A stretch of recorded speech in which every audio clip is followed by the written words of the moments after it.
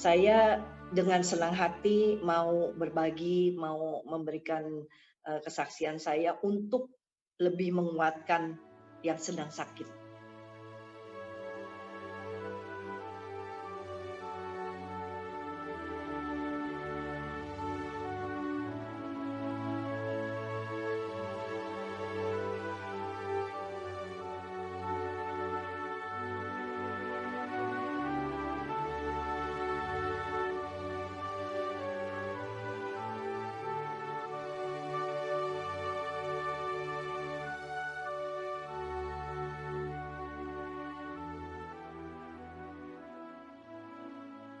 Kami memang, boleh dibilang, melanggar, semua peringatan-peringatan yang datang dari anak saya, melanggar segalanya. Jadi, kami tetap kekeh pergi juga dengan, persiapan yang cukup matang karena semua makanan, buah, sampai, minuman-minuman saya bawa full box sampai jadi karena kami berpikir kami tidak mau berhenti di rest area yang sepertinya semua orang bilang itu kan, bahaya kalau sampai, eee, kalau harus berhenti makan atau apa ya. Jadi kita berpikir kita sudah prokesnya sudah sedemikiannya, terus juga di hotel sampai di hotel juga kita nggak kemana-mana, nggak ke tempat wisata.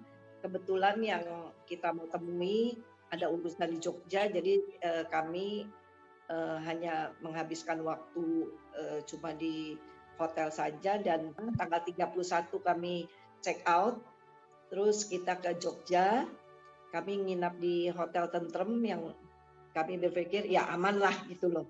Tapi ya namanya hotel, makan pagi, breakfast, ya itu rame dan nggak ada, biarpun ada partisinya kan tapi orang kan muter-muter ambil makan ini, makan itu kan begitu banyak yang disediakan jadi ya bagaimana ya, bertemu-bertemu itu kan makan kan nggak pakai masker. Keesokan harinya atau 2 hari kemudian deh, saya lupa saya batuk. Saya mulai batuk dan batuk itu luar biasa batuknya, batuk terus dan batuknya batuk kering. Saya nggak demam, nggak ada gejala lain, hanya batuk. Jadi saya pikir saya cuma batuk-batuk aja gitu loh, saya nggak curiga apa-apa. Setelah saya batuk, seharian itu suami saya dan anak saya pun ikut batuk karena kami kan satu kamar dan mestinya saya hari Senin baru balik ke Jakarta. Kami memutuskan hari Minggu kami pulang.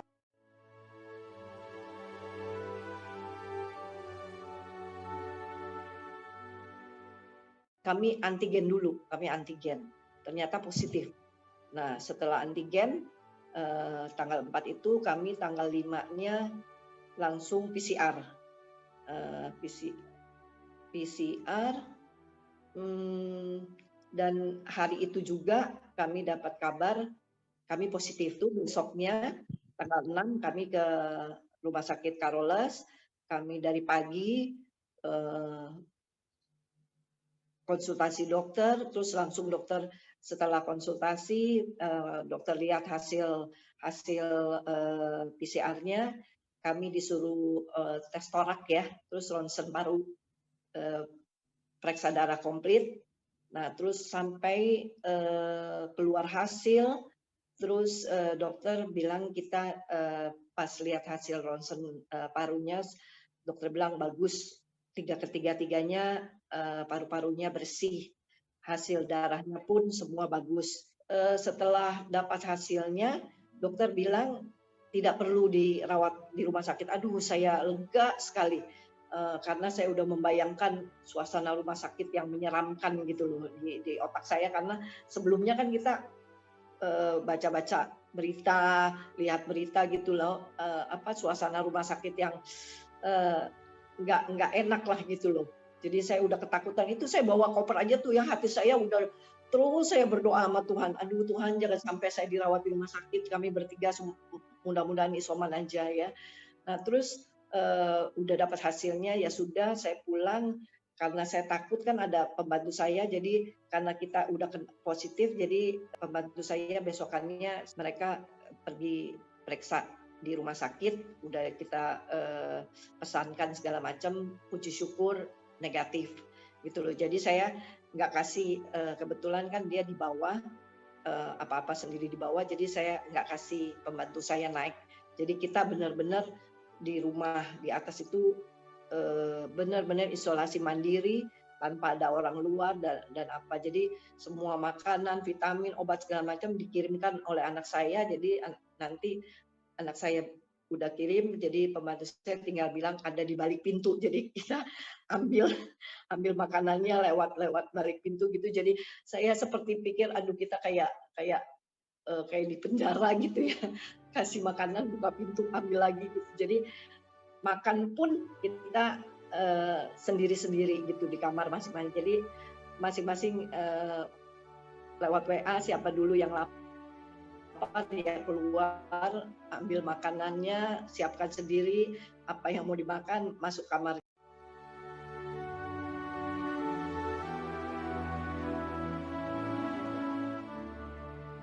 Tapi yang paling saya waktu saya alami COVID itu, saya mulai sadar saya sakit COVID, saya kena COVID, dan saya di situ betul-betul menyadari kesalahan saya, dosa-dosa saya kepada Tuhan, karena saya tahu ini akibat saya bertiga, suami saya dan anak saya tidak mengindahkan tanda-tanda atau peringatan-peringatan Tuhan lewat anak-anak saya. Jadi saya betul-betul menyadari bahwa ini kesalahan saya yang saya buat sendiri, dan saya sama sekali tidak menyalahkan Tuhan atas penyakit COVID yang saya derita. Malah saya bersyukur, saya bilang sama Tuhan, saya bersyukur Tuhan memberikan penyakit ini kepada saya. Karena dengan Tuhan memberikan penyakit ini, berarti saya disadarkan bahwa apapun kejadian itu ada sebab dan akibatnya, dan saya bersyukur Tuhan memberikan ini, berarti Tuhan sayang sama saya, Tuhan memberikan peringatan.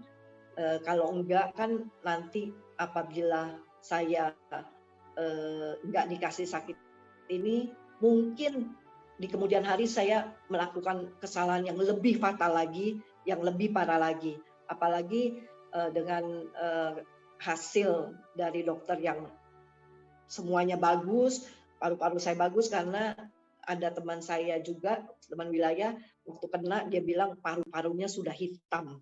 Jadi kan saya bilang ini betul-betul Tuhan memberikan saya seperti sentilan sedikit gitu loh. Mulai keesokan harinya badan saya udah mulai nggak enak sekali. Kepala saya mulai pusing, tapi saya nggak demam. Kita bertiga tidak ada yang demam. Saya bersyukur sekali, saya dan keluarga kita bertiga cuma harus isoman di rumah. Jadi saya bisa di rumah kan kita ya lebih lega, lebih nyaman gitu loh. Saya nggak bisa ngapa-ngapain, mulai deh karena virus COVID kali ya. Saya juga menyadari bahwa mungkin virus COVID itu yang menyerang semua badan saya. Badan saya udah mulai merasa nggak enak dan penciuman saya sudah hilang. Keesokan harinya penciuman saya hilang dan dibarengi dengan rasa mulut saya. Jadi saya makan apapun nggak ada rasa, makanan yang begitu enak yang biasa anak saya tahu saya doyan jadi dibeliin, nggak ada rasa sama sekali. Tapi saya pikir kita mesti makan, mesti minum obat, harus ada makanan, jadi saya paksakan makan. Walaupun itu dengan terpaksa sekali makannya. Jadi saya maunya di bawah selimut, jadi itu saya berpikir saya nggak bisa tidur segala macam, kan nggak bisa makan, tapi saya mau dengar roh rohani. Jadi sejak itu saya setiap hari sepanjang hari dari pagi sampai malam saya putar lagu-lagu rohani. Pokoknya lagu rohani apapun saya putar. Saya cari pokoknya lagu rohani ini habis, cari lagi yang lain gitu. Sampai malam pun saya setel lagu rohani, sampai saya tidur pun itu lagu rohani masih nyala terus. Saya baca Alkitab setiap hari. Jadi ya betul, firman Tuhan menguatkan sekali. Rutinitasnya tuh baca Alkitab, rosario setiap hari, dengar puji-pujian itulah. Itu rutin tuh. Jadi sesudah badan saya udah lumayan bisa dengar. Jadi saya cari homili-homili pastor yang membangkitkan semangat gitu loh semua. Jadi saya dengerin lagu rohani, homili pastor, homili pastor, homili pastor gitu loh. Jadi saya nggak buka WA sama sekali dan nggak ada keinginan untuk buka WA untuk apa. Jadi saya cuma kalau kebetulan orang telepon ya saya angkat karena kan bunyinya berisik gitu loh. Ternyata ya kadang-kadang kalau yang deket sama saya berani dan saya kasih tahu bahwa saya COVID gitu loh. Jadi kalau yang ya kurang begitu itu cuma saya bilang saya sakit.